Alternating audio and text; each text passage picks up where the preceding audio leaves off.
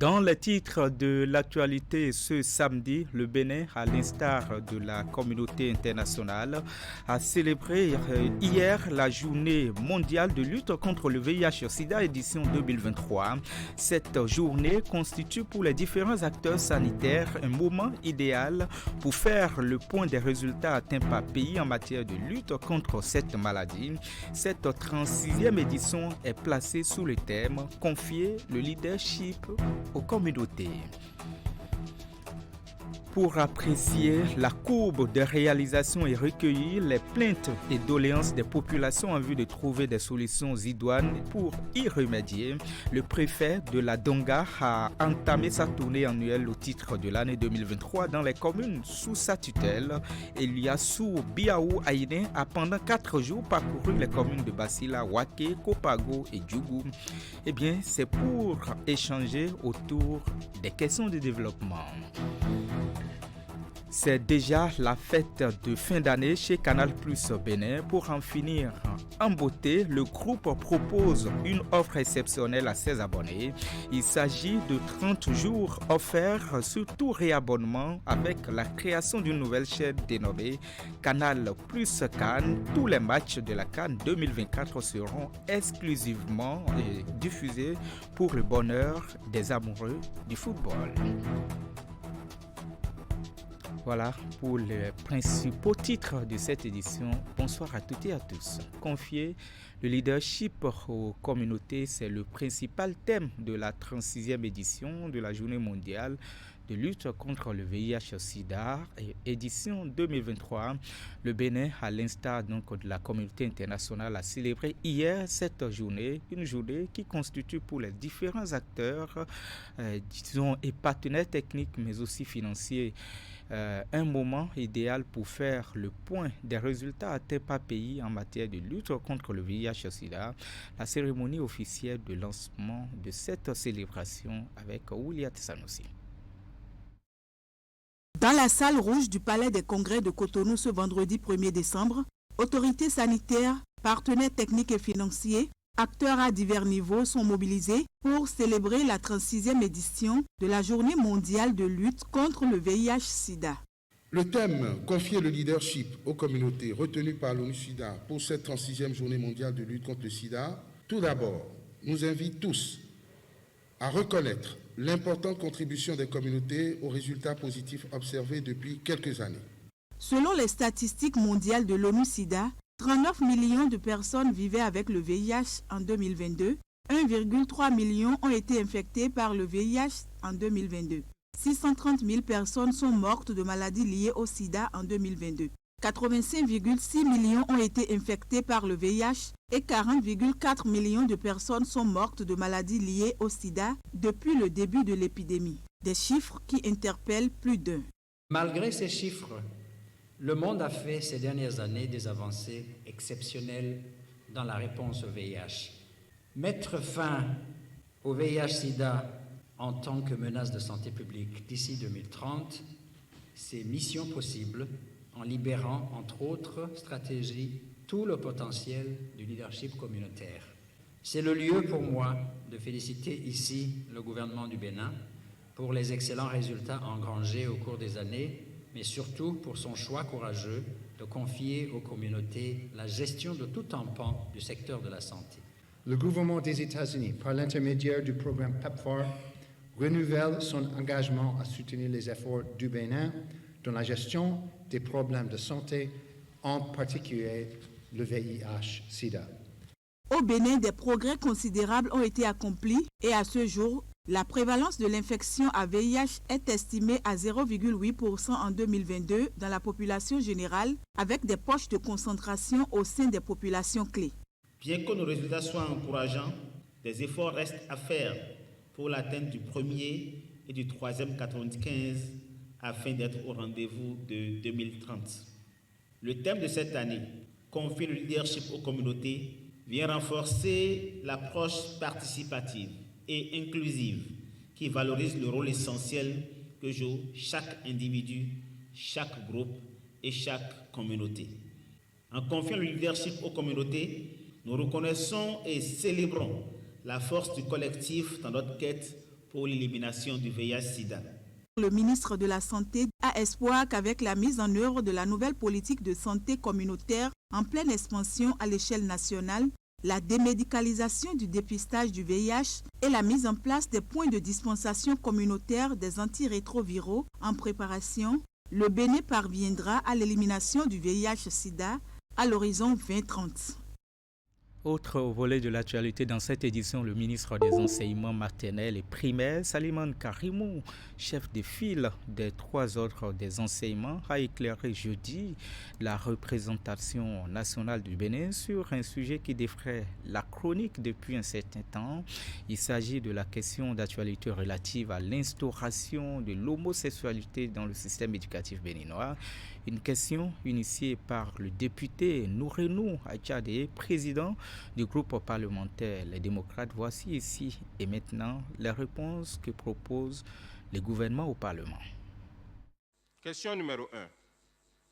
L'enseignement sur l'homosexualité est-il introduit dans le programme scolaire dans notre pays? Réponse. L'expérience en cours au Bénin, s'agissant de l'éducation à la santé sexuelle, n'a rien à voir avec l'enseignement sur l'homosexualité. Il s'agit de l'infusion pédagogique des concepts de l'éducation à la santé sexuelle dans les curricula. C'est l'apprentissage d'un comportement responsable dont la démarche éducative vise à apporter aux élèves des informations objectives et des connaissances scientifiques pour les sortir de l'ignorance. L'éducation à la santé est essentielle pour garantir que les élèves reçoivent des informations précises, complètes et non stigmatisantes concernant leur corps, leurs relations et leurs droits. Question numéro 2.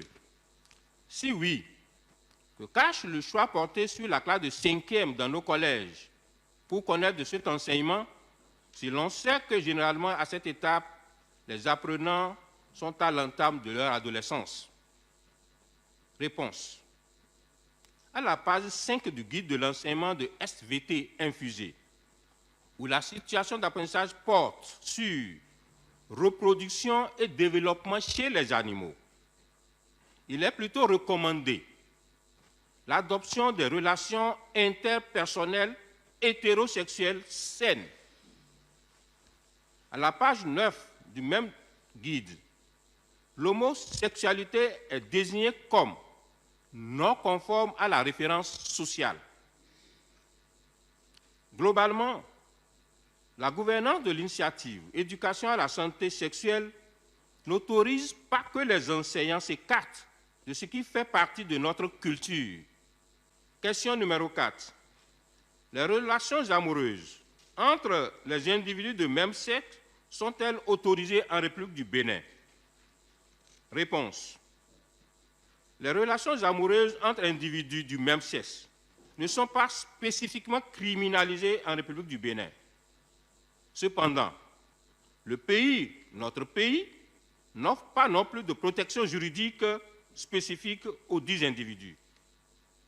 Ce qui est très clair, c'est qu'une telle pratique est à l'antipode de nos valeurs culturelles. Voilà, Monsieur le Président de l'Assemblée nationale, chers honorables députés, les éléments de réponse que le gouvernement entend apporter aux différentes questions posées. Face aux défis du terrorisme, le Bénin peut continuer de compter sur les États-Unis d'Amérique. Washington vient à cet effet encore une fois d'offrir du matériel militaire aux forces armées béninoises, ceci dans le cadre du programme dénommé Border Security. La cérémonie de remise s'est déroulée vendredi au camp militaire Serokbera de Parakou. Regardez.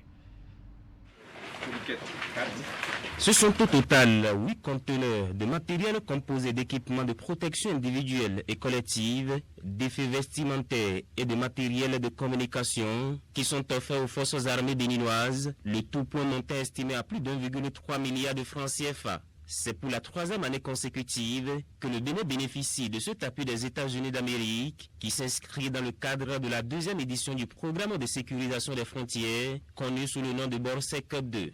Face à la menace de l'insécurité et du terrorisme, il est impératif que nous nous unissions, que nous partageons nos connaissances et nos ressources et que nous coordonnons nos actions pour éradiquer cette menace dévastatrice. Les États-Unis sont fiers de fournir les équipements de pointe qui renforcent la capacité des forces armées béninoises. Ces équipements comprennent entre autres des bottes, des gants, des lunettes balistiques, des émetteurs-récepteurs radio, des kits de premier secours, des projecteurs, des écrans. À travers le programme BORSEC 2, plus de 700 soldats béninois ont reçu une formation sur les tactiques de surveillance des frontières. La formation inclut également le renforcement des relations entre les populations locales et les militaires. Ces nouveaux équipements nous permettront d'améliorer notre communication et donc la coordination de nos opérations sur le terrain. Essentiel pour garantir une réaction rapide et efficace dans des situations critiques, ils décupleront à coup sûr les succès pendant nos engagements. Les vrais amis sont ceux qui vous soutiennent dans les moments de doute et d'incertitude. Les forces armées béninoises n'oublieront jamais votre engagement à leur côté pour faire échec au terrorisme. Toutefois, la formation et les équipements ne suffisent pas à eux seuls à lutter efficacement contre le terrorisme. Ils doivent être appuyés par des programmes de développement qui soutiennent les populations vulnérables et les minorités, reconnaît l'ambassadeur Brian Choukan.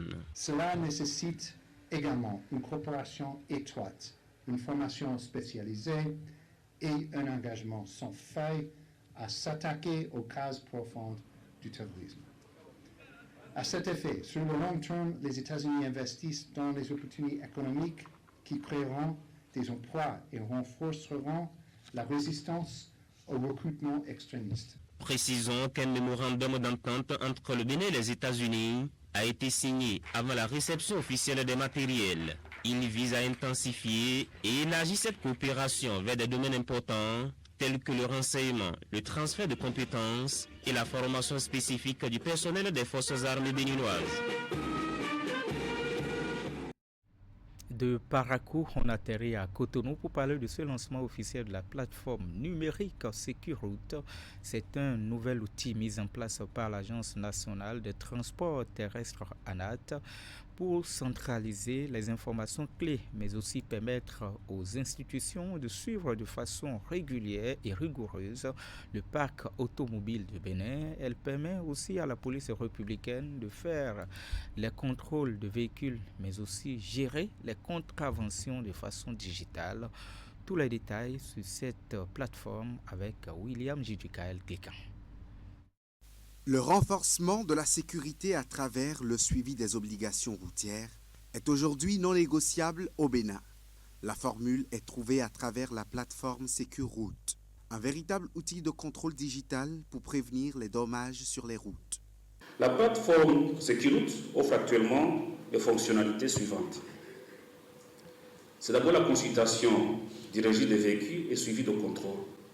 L'ANAT et la police républicaine ont désormais accès au registre centralisé des véhicules pour garantir la propriété et la conformité des véhicules munis d'une vignette Sécuroute. La police républicaine se réjouit quant à elle de la facilitation que lui offre désormais Sécuroute en termes de contrôle des véhicules sans tracasserie et sans pression sur les usagers.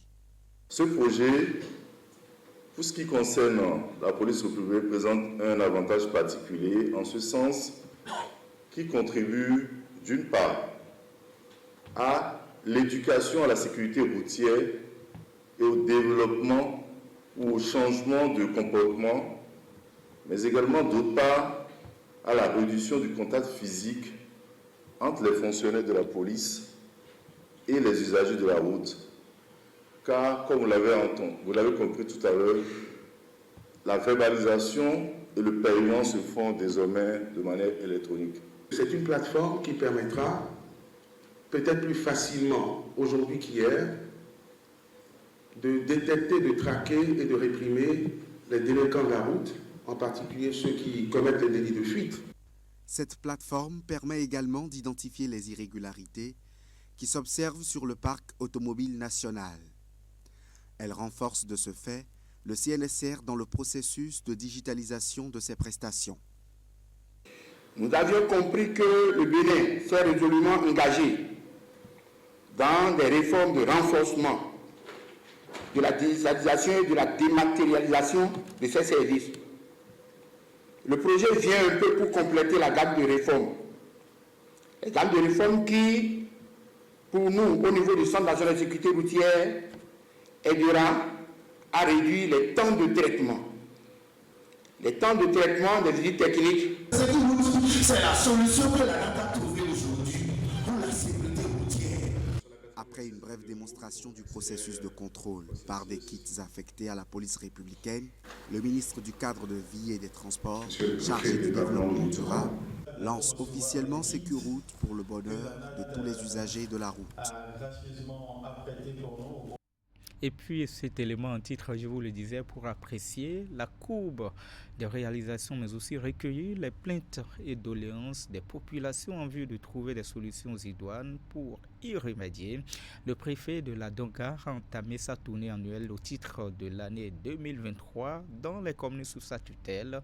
Eliassou Biaou Aïné a pendant 4 jours parcouru l'ensemble des communes de Basila, Waké, Kopago et Djougou. C'est pour échanger autour des questions de développement. Les détails, Alassane Harouna, Abdou Saab Idrissou. Le préfet du département de la Donga, préoccupé par l'état de santé des communes sous sa tutelle, Eliassou Biaou Aïné, entouré des chefs des services déconcentrés de l'État dans la Donga, s'est rendu dans les communes de Waké, Basila, Djougou et Kopargo pour échanger et discuter autour des sujets d'intérêt collectif. C'est au détour de sa tournée statutaire au cours de laquelle il expose les réformes opérées dans le secteur de la santé et celui de l'éducation. Le gouvernement du président Patrice Talon, conscient de l'importance du capital humain, a orienter son programme d'action de gouvernement vers l'amélioration du bien-être social des populations à travers différentes réformes institutionnelles et projets de construction, d'équipement et de réhabilitation des infrastructures sanitaires jusqu'au niveau périphérique. Il est institué une politique de santé communautaire pour garantir l'accès équitable aux soins de santé à toutes les couches sociales, quelle que soit leur situation géographique. Mesdames et messieurs, dans le souci de faciliter l'accès et la rétention des enfants à l'école, le gouvernement de son Excellence Patrice Talon a mis en œuvre depuis quelques années, sur ressources de l'État, le programme national d'alimentation scolaire intégré, en abréviation PNASI.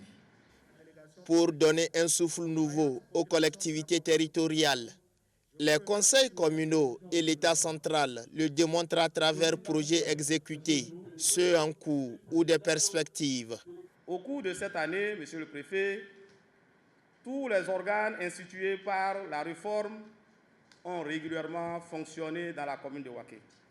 Monsieur le Préfet, il est important de souligner que le processus d'élaboration de notre PDC, ce précieux outil de planification et de développement, est déjà validé par le Conseil communal. Au nombre des projets réalisés, je me permets de citer quelques-uns. Les travaux de réhabilitation d'infrastructures sanitaires à la maternité de Karou et au dispensaire de la même localité, à la maternité de Setra, la construction et équipement d'une salle de classe dans plusieurs écoles maternelles et primaires, l'entretien de certaines pistes de la commune, l'acquisition du matériel de transformation de manioc angari pour les groupements de femmes de la commune. Malgré ces différentes réalisations, De nombreuses difficultés qui handicapent le développement local subsistent.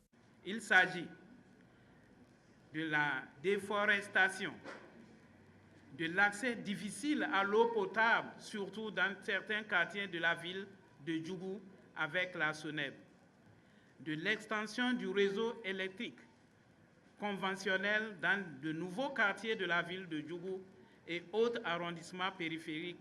La qualité des intrants agricoles, notamment les engrais chimiques, a causé d'énormes préjudices aux producteurs de la commune au cours de la campagne agricole qui s'écoule. La conséquence de cette situation est la cherté des produits vivriers en ce début de moisson. Au cours de son périple, l'autorité préfectorale a déploré un certain nombre de faits qui sapent les efforts du gouvernement. La voie qui conduit depuis le goudron jusqu'ici, c'est une voie principale. Et j'ai vu, les gens sont dans l'enceinte ou l'emprise de la voie. La libération doit se faire. Nous avons des terres fertiles, nous avons tout ce qu'il nous faut ici pour vraiment nous développer dans notre localité. On délaisse aux pavots pour partir dans ces pays-là. Bon nombre se retrouvent au Nigeria. Il faut aller chercher Badiaj. Le dédoublement des postes douaniers sur l'axe routier Djougou-Waké. Les moellons posés pour empêcher la sortie par voie terrestre du soja.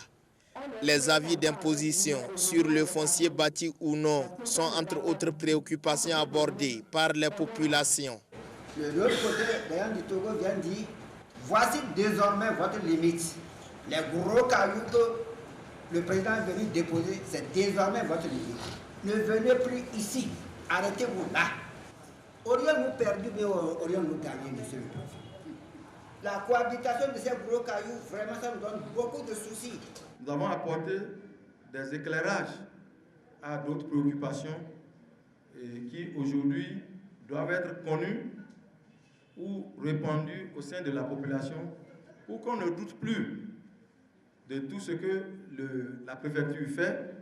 Pendant 4 jours, les populations de la Donga et le préfet ont fait le tour d'horizon en décryptant les mots qui rongent le développement des collectivités territoriales. Vous demandez à la mairie de se retirer. Et pendant 2 ans, nous n'avons rien. Nous allons vous dénoncer.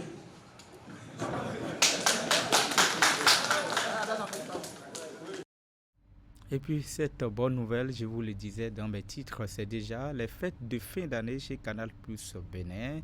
Pour en finir pour bonne beauté, l'année 2023, le groupe propose une offre exceptionnelle à ses abonnés. Il s'agit de 30 jours offerts sur tout réabonnement avec la création d'une nouvelle chaîne dénommée Canal Plus CAN. Tous les matchs de la CAN 2024 en Côte d'Ivoire seront exclusivement diffusés pour le bonheur des abonnés. Les détails, Teddy Goudalo et Deron Kwefi. Pour les fêtes de fin d'année, le bouquet Canal Plus dévoile à l'occasion de cette conférence de presse de nouvelles offres au profit de ses abonnés. On arrive à la dernière conférence de presse de l'année. On a eu une année palpitante en termes de contenu, en termes d'annonces. On a eu ce festival de cadeaux, ce festival de séries, de cinéma, de foot, de sport, etc. On a eu Black Santiago, on a eu le lancement d'A+ Bénin, on a eu The Woman King, enfin bon bref, des contenus époustouflants. Et donc on ne pouvait que terminer l'année en beauté. Terminer l'année en beauté, c'est à cela Canal Plus s'attelle en proposant des programmes alléchants pour enfants, jeunes et adultes. Canal Plus CAN. C'est la nouvelle chaîne que le groupe offre à sa clientèle, notamment les amoureux de football, pour vivre d'excellents moments de la CAN 2024. C'est plus de 500 heures d'émissions en direct, en HD. Nous avons également des émissions avec des chroniqueurs tels que Charles Bouya, Vincent Raduro et Philippe Doucet. Et bien, toutes ces personnes que vous suivez sur les chaînes Canal Plus Sport, qui aujourd'hui seront sur la chaîne Canal Plus CAN pour vous parler du meilleur du football africain. En ce mois de décembre, le prix d'achat du décodeur Canal Plus est ramené à 1000 francs CFA. Le réabonnement à votre formule donne droit à 30 jours offerts à tout Canal Plus. Donc 30 jours offert à tout canal pour tout réabonnement à votre formule. Je prends un exemple. Si vous êtes un abonné Access et que vous vous réabonnez souvent à Access, du 1er décembre au 31 décembre, si vous faites simplement votre réabonnement, vous aurez 30 jours à tout canal. Pour tous nos abonnés, déjà, on les remercie de leur fidélité. Et on arrive avec cette offre très puissante puisque si vous vous réabonnez, que vous ayez les images actuellement, que vous ne les ayez pas, qu'elles soient coupées, si vous vous réabonnez, vous avez 30 jours à la formule tout canal, donc la formule de 40 000 francs. Pour les personnes qui ne font pas encore partie de la famille Canal+, on les invite à se rendre dans le point de vente Canal+ le plus proche pour pouvoir bénéficier de cette offre exceptionnelle avec un décodeur à 1 000 francs CFA au lieu de 5 000 francs CFA à partir de la formule évasion. 30 jours offerts à tout Canal+, c'est le meilleur cadeau qu'offre Canal+ à sa clientèle pour boucler en beauté l'année 2023.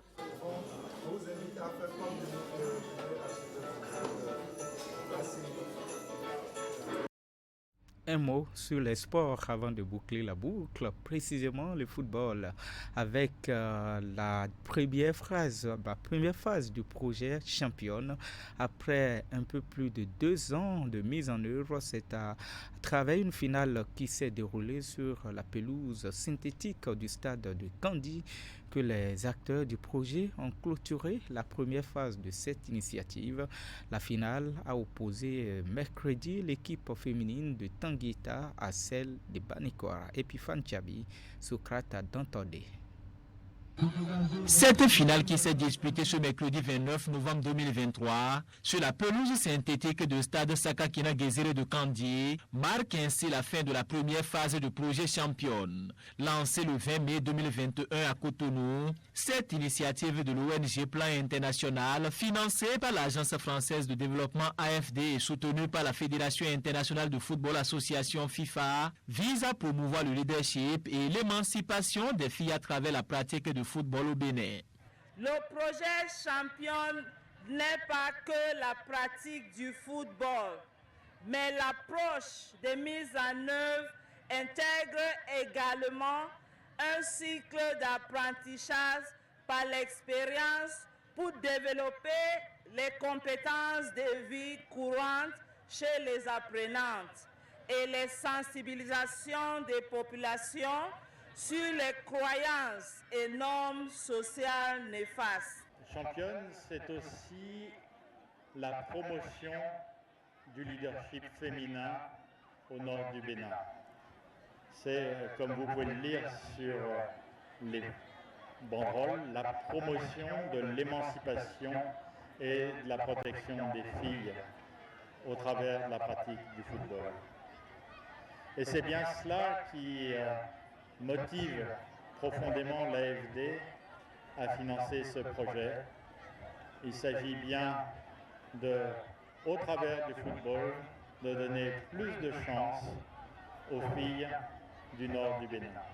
Cette initiative qui s'inscrit dans la continuité de nombreux autres projets issus de la coopération entre le Bénin et la France vise aussi à faire la promotion de l'égalité entre les femmes et les hommes. Les acquis de cette première phase du projet Champions sont importants et les acteurs devront s'engager à les consolider. J'encourage tous les acteurs à consolider de bonnes pratiques issues de la mise en œuvre de Championne pour en faire une véritable boîte à outils, car les actions de ce projet doivent essaimer, elles doivent se diffuser et se capitaliser. Au thème de cette finale qui a opposé l'équipe de Banekora à celle de Tanguita, ce sont les filles venues du département de la Takura qui sortent sacrées championnes à l'issue de l'étape fatidique des tirs au but. L'initiative championne, qui a vocation à s'étendre à l'ensemble du Bénin, s'adresse en priorité à 1440 jeunes filles et 360 garçons des départements de la Libori, de la Takura et de la Donga. Ces jeunes sportives et sportifs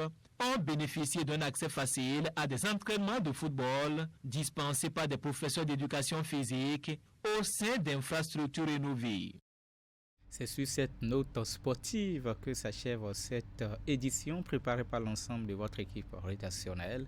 Merci de votre fidélité. Je vous retrouve demain quand il sonnera 19h30. Bonsoir chez vous.